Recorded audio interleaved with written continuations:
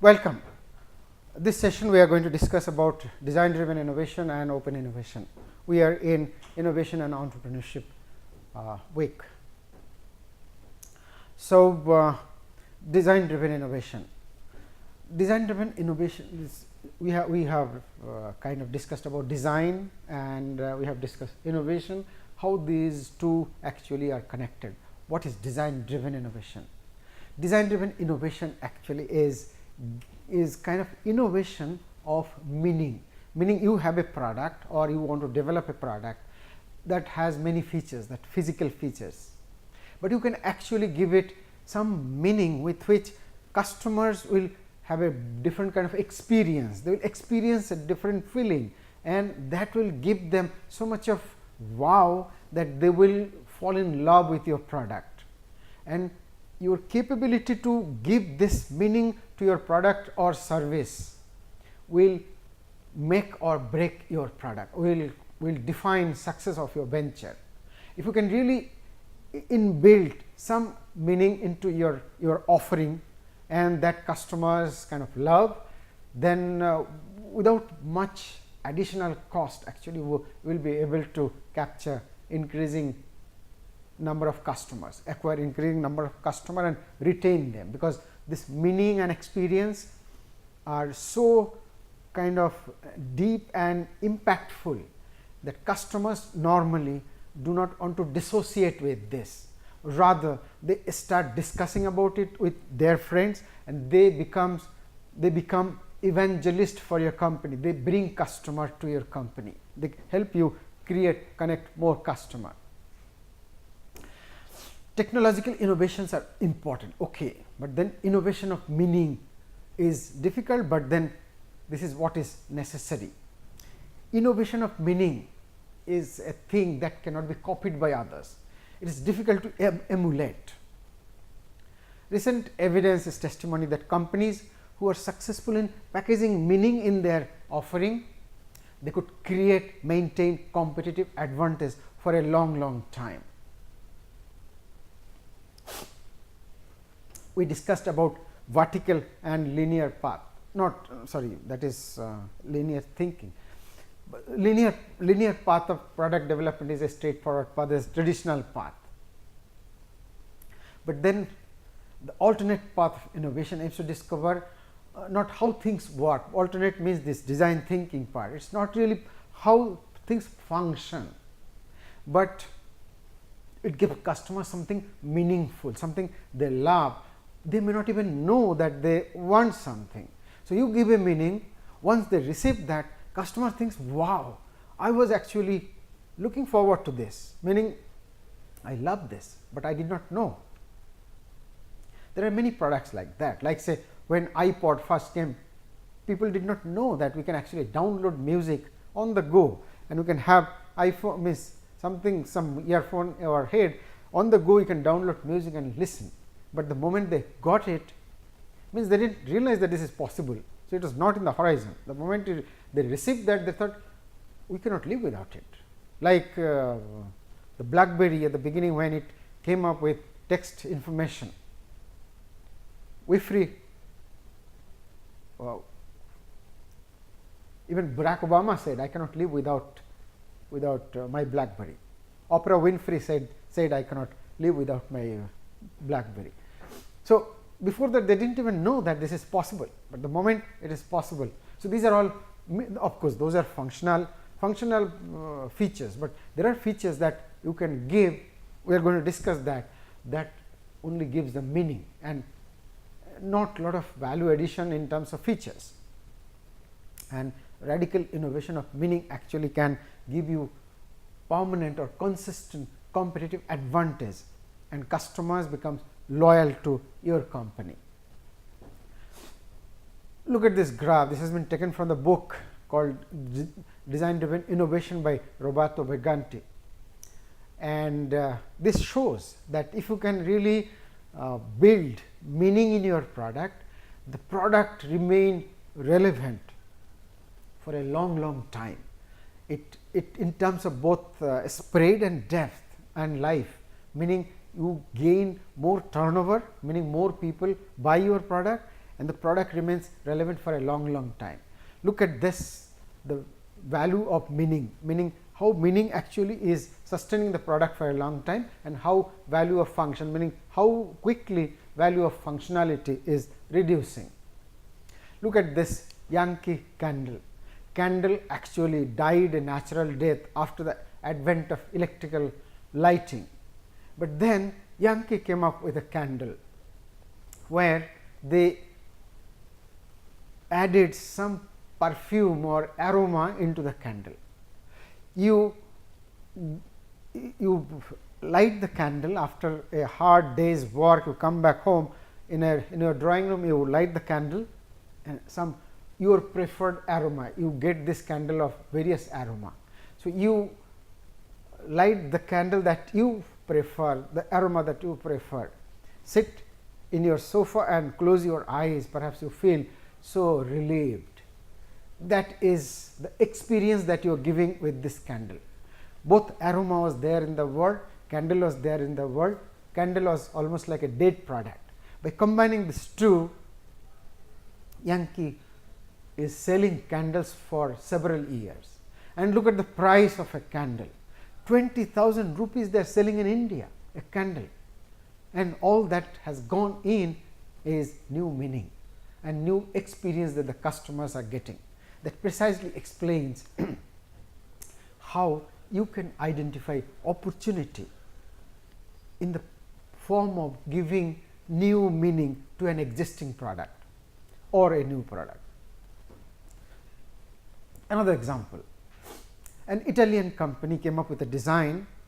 This tea kettle was always there for a long time, since time antiquity, but this company Alessi, they came, Alessi is not the name of the company, Alessi is the kettle, Alessi board kettle, perhaps Alessi is the name of the company also. So, some designer came up with an idea that when this kettle, or when the content of the kettle start boiling, steam will come out, there is a bird at the end of the nozzle, it starts singing, some whistle comes out. It may look very naive, that okay, there is a kind of a alert or alarm that is fit on it for you to know that okay, my tea is ready. But this a small thing actually gave so much meaning to the holder or the owner of this kettle, that this became a flagship product of the company, and they sold millions of this kettle and made millions of, or maybe billions of dollars of money. It is a new meaning. The moment this kettle arrived in the marketplace, people started talking about it. Most of the people thought this is status symbol, and most of the people thought that if I do not have this kettle, I am losing something. So, people want to talk, most of the people want to talk about a product. So, you give people something that serve a purpose, but that is only half the thing done. You give some meaning to it, so that people not just use that, but people start talking about it. So, a word of mouth is spread all across the society, and people rush to buy them, rush to own them, so that whenever somebody is speaking to them, he or she can say, yes, I also have it, means I am also sharing that experience. So, nobody wants to left behind, provided it is meaningful and it actually excites people emotion. So, this is what is radical innovation of meaning, and that gives you huge brand equity. Just because the meaning, now your name becomes a brand, and people become loyal with that brand. With the same name, you introduce another product, perhaps people will buy, because people will think, okay, so this Alessi kettle, a bird kettle, it is from the bird kettle family, so this must be good. So, you are in a better competitive position just by innovation of meaning, giving customers new experience. Graphically represented, x axis is the meaning, that is radical innovation of meaning, or whatever you are giving meaning to the product. Y axis is the technological innovation, meaning innovation. So, you go upward on the technology innovation axis, meaning you are radically innovating. You go x axis to the right, you are making radical innovation of meaning. Where these two coincides is the domain of excellence. Here, if you have a product which has radical technological innovative component as well as radical innovation of meaning, your product will definitely become a winning product. So, you have to target, you have to find, you are doing a lot of research on technology and you have access to latest technology. Now, you try to give a new meaning to your technology and you are going to have a winning business proposition. How to do this? How to get the meaning? 3 stages. One is listening. You gain access to new knowledge through listening. Listen to whom? Listen to everybody. There is a saying that when Boeing design a new aeroplane, they form a team of people of all walks of life, a musician, a writer, an artist, everybody. Why so? Doctors. Why so? Because everybody can bring some perspective which will be so very essential moving forward. Developing and making an aeroplane is a huge thing. Like Boeing plane met with accidents now, you can imagine how billions of dollars has gone down the drain, and this actually could have been possible to identify if you have people of all walks of life. Like suppose you have a musician, he will have kind of a great idea about interior and how the sound is going to reflect, how the sound quality or how noise is going can be tackled.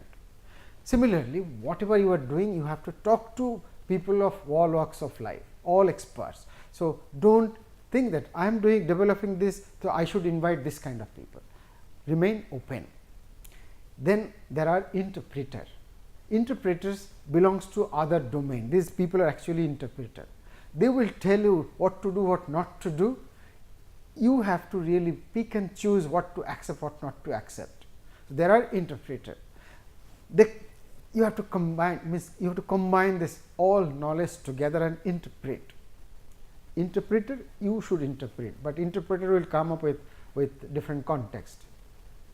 Then addressing the proposal via interpreters who prepare a people and context combination. The people for whom you are making the solution, and they will give a context, so you can connect that and build wonderful product.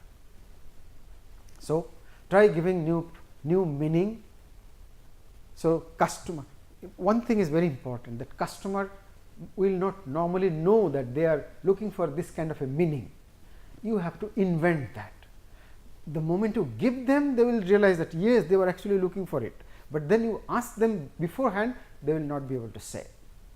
So, that is again important. You cannot do it through customer engagement or through people centric initiative like design thinking, and only then you get sustainable competitive advantage. This is another example and wonderful example. You all know about computer games, and you all also know that it is kind of a sedentary game. Like you remain hooked onto the monitor or your siblings or somebody, and then it is not healthy. It is kind of a sedentary thing. So, Nintendo, the main players in the marketplace was Microsoft, was Sony. So, if you think of coming out with another product, what would come to your mind? Normally, people will think that the game should be more powerful, it should be faster, and it should be more responsive, so that the moment you press a button, immediately the gun should fire, something like that. Whereas, Nintendo thought differently. They came up with Wii, almost like a cricket bat or something, that uses the technology on gesture based control. You can make a gesture, and through remote connectivity you can actually control a device. Like you can control an air conditioner just by putting your hand like that. There will be a device on your finger, that device actually is giving a gesture. Through gesture based control, many things is possible. So, Nintendo used this technology, they did not invent the technology, and then they converted or transformed the game into a game that can be played jointly by many people standing far away from the monitor. So, you can actually play cricket on the monitor. So, the ball will come, you have a kind of a virtual reality mirror or gadget on your eye. So, you will be seeing that ball is coming, then do your hand like that with a bat, it will simulate a real cricket ground, and as if you are really playing cricket, and your friend may be there, he will catch the ball through using another maybe virtual reality goggles or something. Eventually what happened is children started playing with their parents or even grandparents, parents, and everybody were set in activity, real activity, physical activity. So, you don't have to go out for a jogging, you can just play with your children, and both children gets exercise, you get exercise. So, computer games from being sedentary have become a game of extreme activity. So, in the process Nintendo actually could enlarge the marketplace. They did not target just the traditional gamers, but they targeted everybody. So, marketplace, the whole segment kind of inflated into the whole population. So, everything means that is how Nintendo became $1 billion company in no time. Next in line is open innovation. Very quickly saying, open innovation had been there since time antiquity. Open innovation is nothing but you take inspiration from outside, you inspire outsiders as well.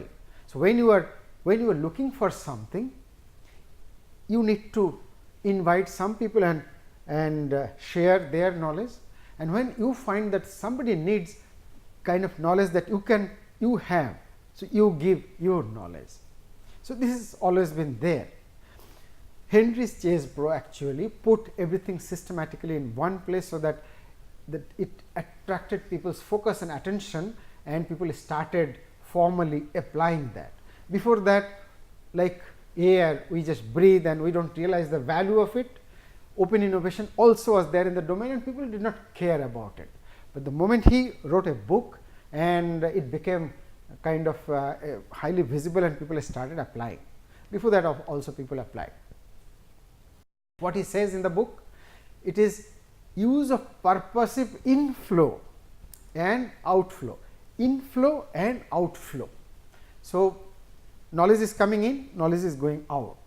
Inflow of knowledge to accelerate internal innovation, meaning your own innovation, and expand the market for external use of innovation, meaning you use your innovation for others and whole marketplace improves.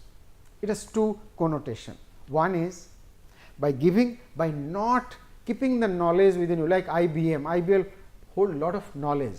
For decades IBM filed patents and kept it in the shelf. So is Xerox. They invented many things, kept it in the shelf. What happened in the process is the world did not have access to this knowledge that are available. So, people of IBM also were deprived of the things that would have been possible if outside world would have applied this knowledge. Like Xerox, they invented the mouse, they invented the user interface, they invented many more things and kept it there, thinking that this knowledge is of no use. They invented the mouse also. So, without this knowledge we would have been somewhere else, but now we are at a much advanced stage. That is one perspective, that your knowledge can do a lot of good to the society. You being part of the society, you also get benefited. The other part is that you can license this knowledge and earn hefty revenue, profit. The boundaries of companies adopting open innovation is permeable, meaning that knowledge should sift through that, knowledge should pass through that, both inside as well as outside. Again, what Henry Chesebro said, open innovation is a paradigm that assumes that firms can and should use external ideas as well as internal ideas, meaning you have your own R&D people, they are inventing, you should also invite external knowledge to supplement them. And internal and external paths to market. You have a set path, a linear path, but you take external knowledge, change the path, and you come up with advanced technology. Developing technology in isolation without really taking knowledge from outside is a tedious, lengthy process and full of risk. You are already aware that you start with an idea, develop prototype, get it validated, takes a lot of time, and chance is 1 in 3000 that you will eventually come up with a product.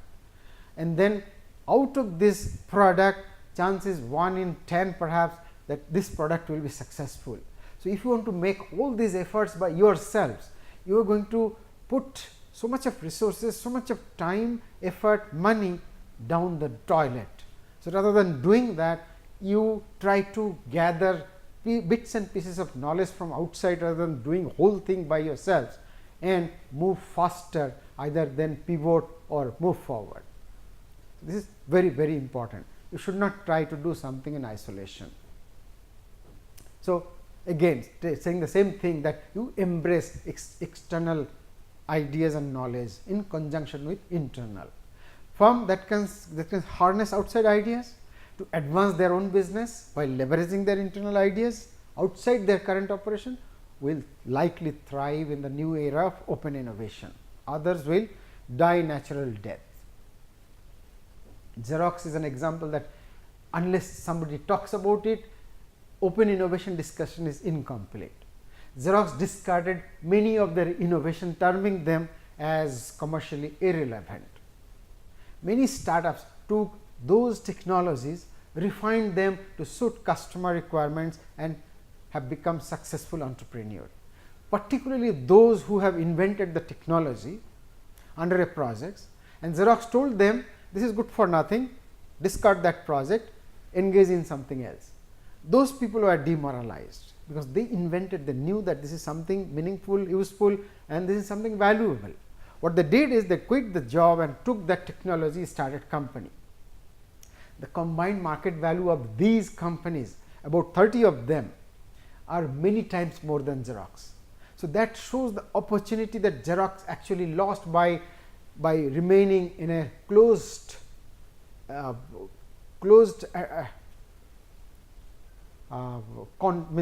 context or domain, meaning that they were not sharing their knowledge with the outside world, neither they were bringing knowledge from outside to the inside.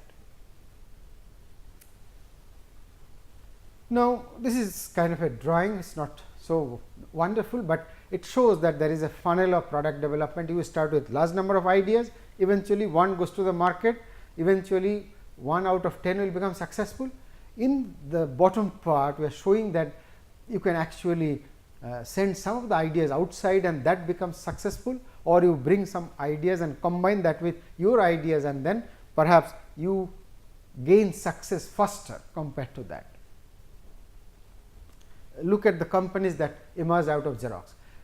It means the technology is fast, graphical interface, bitmap screen, Ethernet networking protocol, font rendering program, PostScript, web searching, indexing technologies, online conferencing technologies. You go on, and the list is endless. Apple, Adobe, Microsoft, these are the companies who benefited. Apple would not have been Apple today without the technologies that Steve Jobs acquired from Xerox. So, that clearly shows that you do not have to struggle to develop a product sitting in an enclosure which is isolated from the world. You have to see, look around and collect or gather bits and pieces of small technology, join them together, and then come up with a successful product very quickly. So, you can actually accelerate this development process, you can reduce cost, reduce resources requirement, reduce skill gaps, obviously help to beat competition, it reduces risk because it reduces the time. Even in public sector, open innovation is happening. A new research program aims to capitalize CSIR IMTech. IMTech is an initiative by CSIR. is a world class expertise in microbial technology and the product development capabilities of Johnson and Johnson pharma company in US. So, they together formed a kind of a collaboration for faster drug development. I have the link here in, I think it is Times of India. So, you can see the article there. I will try to quickly finish. Now, these are some pieces of information you should know. One is X Prize, another is Heroics, another is Innocentive. Unless you are familiar, Innocentive offers you to come up with ideas, means they know the problem that people faces, and then they will throw the problem in the open domain, means to the global community. If you can come up with a solution, they will pay you hefty money. It is known how much money they will pay. It was initiated by Eli Lilly. Eli Lilly started throwing ideas, particularly problems, to the open public domain, inviting solutions in exchange for money. They used to reward people, and then they realized that this open sourcing or outsourcing, crowdsourcing hold enormous amount of promise, because people are actually knowledgeable, people have capabilities that people are hiding, because they do not have access to a place where they can show their capabilities. And this is in line with whatever we have started saying, that we are capable, we do not know. When somebody is giving us a problem, then we start thinking and we start giving solutions. We become an expert even before our own eyes, that yes, I can do. But if you do not do, you will not realize. So, Eli Lilly started Innocentive based on the confidence that people are capable. Crowdsourcing is a possibility of technology development. So is X Prize. They have announced $10 million for moon landing on moon. It was unsuccessful, meaning there was nobody actually could succeed in sending a probe on the moon, individual I mean. Similarly, X Prize started Heroics, where they throw problems given by various parties asking for solutions. In the gaming domain, there is beta invitation, meaning that they will develop a game and they will throw that to the public. Now, your job is to find exploits or troubles, and you troubleshoot and give the solution back to them. They are going to reward you. It is a very quick process of developing product. The same thing, if you want to do it in house, you may take years, whereas you throw it to the public domain, there will be crazy people, crazy in the sense that they have enormous talent, and they will look at the problem and immediately come up with a solution. So, in a couple of days you get a solution. So, that is wonderful.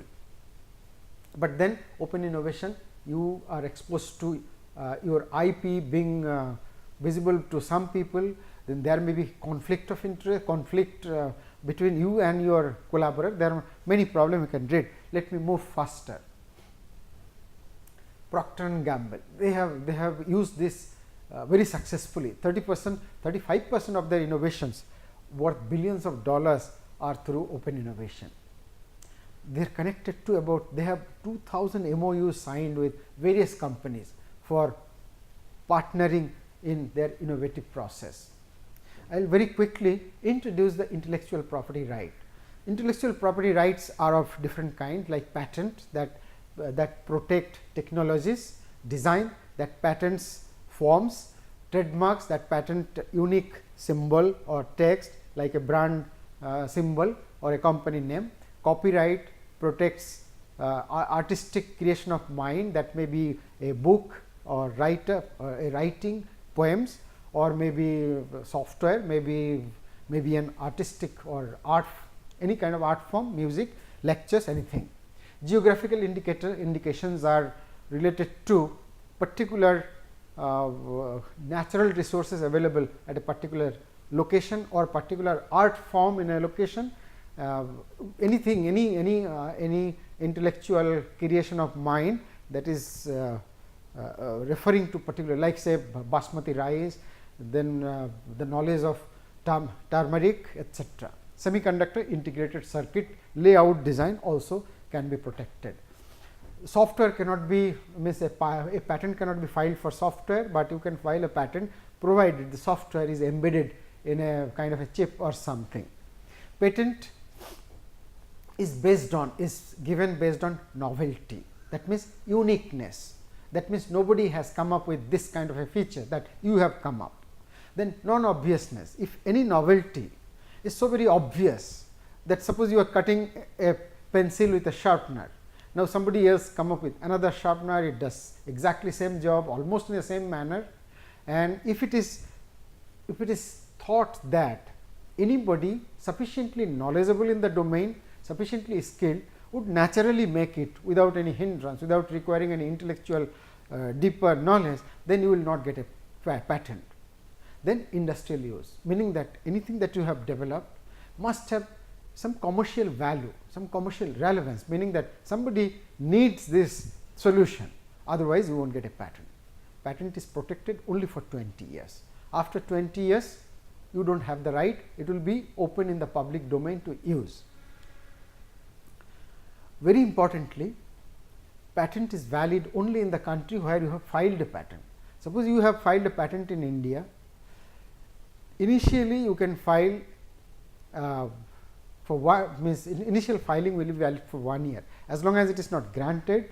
Say you file in India and you do not file another patent, suppose in China, within 365 days. You can file a provisional specification, I am coming to that later. Suppose you do not file a patent in China, after 365 days, anybody in China can copy your technology because it is not protected in China. You have to file a patent application in all the countries in the world wherever you want to protect your technology within 365 days of filing in India. If you fail to do that, your technology can be copied by them with your full knowledge, there is no remedy to that. It is not a violation, infringement on your right. There is a window to alleviate this, overcome this. That is, there is an organization called World Intellectual Property Organization, or WIPO. They have a scheme called PCT, Patent Cooperation Treaty. If you file an application under Patent Cooperation Treaty, after filing patent in your own country or in any country, the day when you file for the first time in any country called priority date. So, from priority date, within 365 days, if you file a PCT application in Geneva with WIPO, your patent, your right on the technology will remain valid for 30 months in all the countries who are signatory to this PCT, means this Patent Cooperation Treaty, PCT treaty actually, Patent Cooperation Treaty. There are about 180 plus countries out of 205 or 10 countries in the world. So, out of 200 countries in the world, 180 is a signatory. So, if you file a PCT, and your patent will be protected without doing anything else in 180 countries for 30 months. This 30 months window is given to you to decide in which all countries you want your technology to be protected, so that you get a time to talk to some companies in those countries who can help you to protect or file a patent in those countries. Otherwise, it is not protected anywhere else. Suppose you can identify a technology in China or in US or in Korea or Japan, which is not protected in India. You can actually copy that and manufacture something in India and start an entrepreneurial venture and gain success. Anything and everything that is available to you, because you can download a patent from Google Patent or many other patent portal, and you can actually copy this patent without any fear of infringing. Design is valid for 10 years and it is just an aesthetic design. It protects the shape, the pattern, the composition, the configuration, the color mix, etc. And it is valid for 10 years and then it can be renewed for 5 years. Trademark is automatically protected even if you do not file do not register, but registering is always better. It is protected perpetually, meaning once you register, it will remain protected for the life of it. Copyright, as I already explained, it is valid for 60 years from the date of death of the creator. Suppose I write a book and I die after 10 years. So, from that date, the copyright on the book will remain with me for another 60 years, and whosoever is the inheritor of my belongings inherits the copyrights. I talked about PCT and WIPO. Some last word, you can pause and see some good references, you can visit and see, and few words in conclusion. Thank you very much.